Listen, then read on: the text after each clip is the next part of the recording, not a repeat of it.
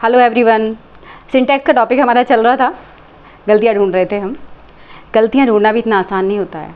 To be a critic is a great responsibility, यानी critic होना, किसी की आलोचना करना एक बहुत बड़ी जिम्मेदारी होती है, ठीक है।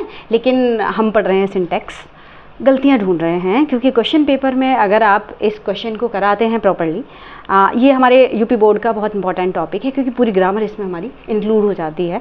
तो 5 सेंटेंसेस हम लेकर इसमें चल रहे हैं, करेक्शन ऑफ द सेंटेंसेस। आप ये सेंटेंसेस हमेशा पढ़ते हैं, बस आप उसे नोटिस नहीं करते हैं। तो आज के जो मैं सेंटेंसेस करा रही हूँ वो प्रपोजिशन बेस्ड हैं, जो आप पढ़ते हैं बस उन्हें नोटिस नहीं करते हैं।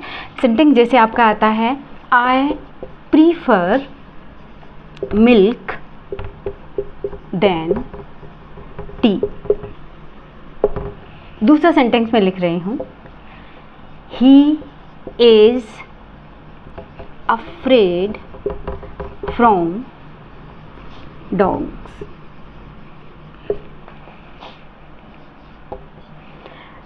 The child jumped in the river. ये 3 सेंटेंसेस मैंने लिखे हैं। जब मैंने आपको डिग्रीज ऑफ कंपैरिजन कराया था तो मैंने आपको बताया था कंपैरेटिव डिग्री में हम देन का यूज़ करते हैं। क्लियर? अब हमें देखने में ईआर लगा हुआ है, और जब हम कंपैरेटिव डिग्री बनाते हैं उसमें भी ईआर लगता है।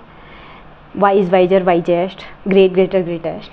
तो sometimes we are confused whether it is comparative degree और a verb. It's only verb, not a comparative degree. तो इसमें हम प्रीफर के बाद हमेशा ध्यान रखना है आपको, देन नहीं आता है। प्रीफर के बाद जो प्रपोजिशन फॉलो होती है, it is to. I prefer milk, इसमें हमें क्या गलती है, देन की जगह हमें टू कर देना है। तो ये prefer is always followed by to, not than. Second sentence is, he is afraid from dogs. उसे कुत्तों से डर लगता है। देखने में लगता है कि फ्रॉम ठीक तो है, लेकिन नहीं।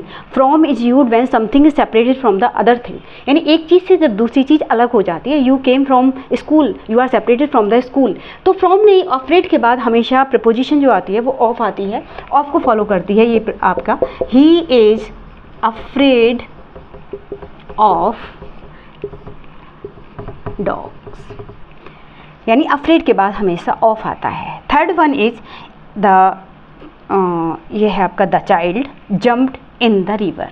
बच्चा नदी में कूद गया, ठीक है। इन द रिवर, मैं के लिए आपको पता है कि हम रिवर इन यूज करते हैं, लेकिन नहीं। When there is some movement, जब मूवमेंट शुरू हो जाता है, जंप आ रहा है, तो जंपिंग में क्या है, मूवमेंट आ रहा है, तो इन नहीं होता है, उसके साथ फॉलो होता है इन टू। तो आप इसे कैसे करेक्ट करेंगे, the child jumped into the river. इसमें मिस्टेक थी, इसे हमने इसमें चेंज किया।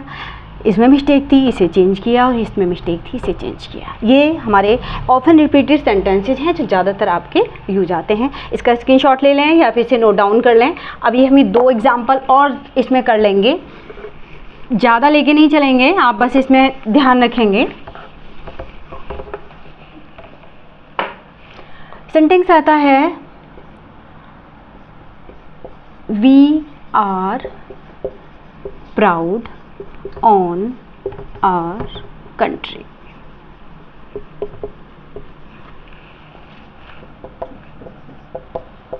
Who is knocking on the door?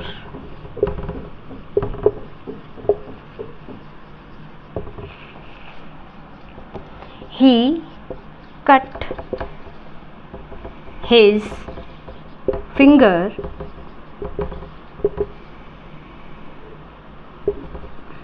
From a knife. देखिए, इसमें प्रपोजिशन की मिस्टेक है। प्रपोजिशन आपको पता है, इसमें ऑन है। प्राउड, हमें अपने देश पर गर्व है। अब हमें पता है पर, हमें तो ये पता है कि पर के लिए ऑन का यूज़ होता है।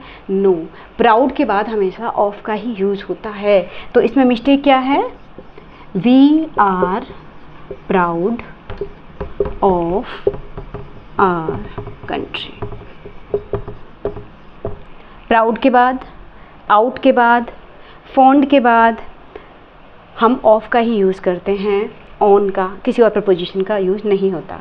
नेक्स्ट हमारा है, ये ऑन आ गया। फिर who is knocking on the door, ये इंटरोगेटिव सेंटेंस है आपका। तो दरवाजे पर कौन खटखट आ रहा है, दरवाजे पर कौन खटखटा रहा है। अच्छा, ऑन का हम ध्यान रखेंगे, on is used when we can stand there is some surface and we can stand. तो गेट के ऊपर कोई चढ़ा हुआ नहीं है, there is no surface that someone is sitting on the door और स्टैंडिंग ऑन द डोर। तो नॉक के बाद प्रपोजिशन जो यूज होती है वो एट होती है, ऑन कभी नहीं यूज होती है।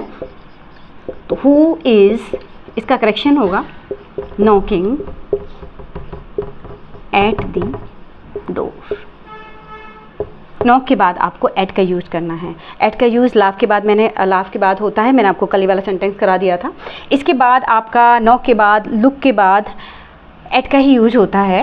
अब थर्ड सेंटेंस है फ्रॉम। अभी मैंने फ्रॉम बताया, जब सेपरेट होती है एक चीज़ दूसरी चीज़ से तब हम फ्रॉम का यूज़ करते हैं, लेकिन यहाँ पे उसने अपनी फिंगर काट ली और जब हम किसी की सहायता से कोई काम करते हैं तो we use with not from.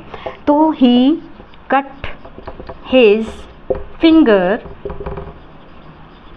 With a knife. कहाँ गलती थी इसमें, इसकी फ्रॉम प्रपोजिशन में गलती थी, इसकी ऑन में और इसकी भी ऑन में।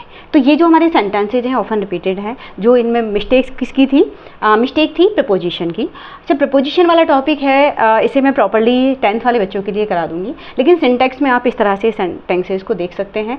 Not more than 5, we can do 5 to 10 sentences maximum, तो we can revise them regularly. 5 sentence आप करिए और 5 सेंटेंस अगर आप करेक्ट कर पाते हैं रेगुलरली, तो आप जब उन्हें बार बार करेंगे, बार बार सुनेंगे, तो वो आपको ऑटोमेटिकली लर्न हो जाएंगे। तो ये आपके पहले आपको 3 सेंटेंसेस मैंने कराए थे और आज कितने करा दिए हमने, ये 4 हो गया, ये 5 हो गया और ये 6 हो गया।